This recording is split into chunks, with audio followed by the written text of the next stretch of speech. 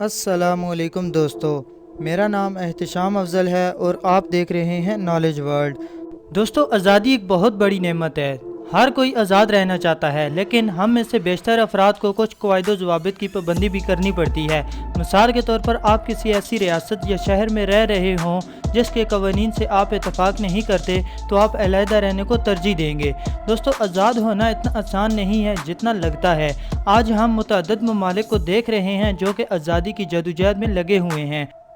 आज की इस वीडियो में मैं आपको ऐसे ही कुछ ममालिक के बारे में बताने वाला हूं जो कि आने वाले कुछ ही सालों में एक अलग मुल्क की हैसियत रखेंगे। तो चलें वीडियो का बाकायदा आगाज़ करते हैं। Number 1, Catalonia. दोस्तों, कैटालोनिया स्पेन का हिस्सा है और वहाँ के लोग स्पेन से अलहदगी इख्तियार करके अपना खुद मुख्तार मुल्क बनाने की जंग लड़ रहे हैं, लेकिन स्पेन, जैसा कि आपकी तवक्को होगी, वो तैयार नहीं है।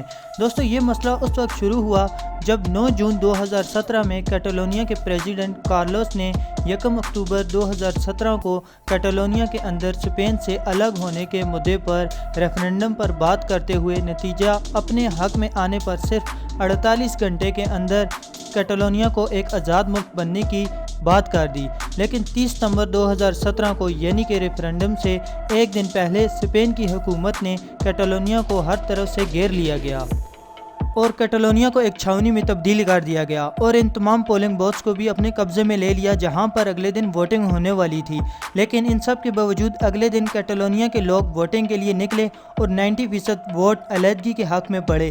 स्पेन की हुकूमत ने इस रेफरेंडम को रोकने के मकसद से जिस तरीके से कैटालोनिया के लोगों को पूरे मुल्क में दौड़ा कर मारा, तो न सिर्फ पूरी दुनिया ने स्पेनिश गवर्नमेंट को क्रिटिसाइज़ किया, बल्कि अब तो हालात ये हैं कि स्पेनिश गवर्नमेंट पूरे तरीके से बैक फुट पर है और अब उम्मीद की जा रही है कि आने वाले कुछ सालों में कैटालोनिया एक आज़ाद मुल्क बन जाएगा। Number 2, Kurdistan. दोस्तों, कुर्दिस्तान शुमाली इराक का एक हिस्सा है जिसमें एक बड़े गिरोह कुर्दों की आबादी है। ये शाम, तुर्की और ईरान की सरहद के साथ वाक़या है। कुर्द उसे अपना अलग वतन बनाना चाहते हैं, लेकिन इनके पड़ोसी ममालिक इनके ख़िलाफ़ हैं। पूरी दुनिया में कुर्दिश लोगों की तादाद 25 से 30 मिलियन है और ये तमाम लोग तुर्की, इराक, सीरिया, ईरान और अर्मानिया की पहाड़ी इलाकों में रहते हैं। लेकिन इन पांचों ममालिक में से कोई भी कुर्दिश लोगों को अपना नहीं मानते।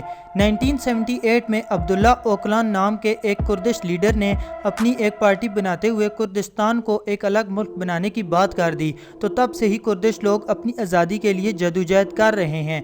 इसमें अब तक 40,000 से ज़्यादा लोगों की जान जा चुकी है, लेकिन अब उम्मीद की जा रही है कि आने वाले वक्त में कुर्दिस्तान एक नया मुल्क बन जाएगा। Number 3, Flanders. दोस्तों, आपको ये जानकर हैरानी होगी कि बेल्जियम और हॉलैंड के दरमियान एक बिल्कुल नया मुल्क फ्लैंडर्स बनने वाला है। दरअसल फ्लैंडर्स बेल्जियम के 3 बुनियादी इलाकों में से एक है जिसमें अक्सरियत डच ज़ुबान बोलते हैं। बेल्जियम एक बहुत ही सियासी तौर पर तकसीम शुदा कौम है। फ्लैंडर्स ने बकिया बेल्जियम से आज़ादी के ऐलान के बारे में बड़ी संजीदा बातें की हैं। फ्लैंडर्स बेल्जियम का निस्बतन मालदार हिस्सा है और वहाँ के बहुत सारे बाशिंदे अपना पैसा दूसरे इलाकों में सर्फ करना पसंद नहीं करते। फ्लैंडर में आज़ादी की तहरीक रवायती तौर पर ज़्यादा मजबूत है। फ्लैंडर्स में कई बड़ी जमातें खुलकर मुल्क की तकसीम का मुतालबा करती हैं और कुछ ही सालों में फ्लैंडर एक नया मुल्क बनकर दुनिया के नक्शे पर उभरेगा। मुझे उम्मीद है आज की ये वीडियो आपके लिए काफ़ी इन्फॉर्मेटिव होगी और आपको पसंद आई होगी। दोस्तों, अगर आपको ये वीडियो अच्छी लगी हो तो इसे लाइक करें और दोस्तों के साथ भी इस इंफॉर्मेशन को ज़रूर शेयर करें। मज़ीद इस तरह की वीडियोस के लिए आप हमारे चैनल को ज़रूर सब्सक्राइब करें और साथ ही मौजूद घंटी के निशान को भी दबा दें ताकि हमारी हर आने वाली नई वीडियो सबसे पहले देख सकें। मिलते हैं एक और इंटरेस्टिंग वीडियो में, तब तक के लिए अपना ख्याल रखिएगा। अल्लाह हाफ़िज़।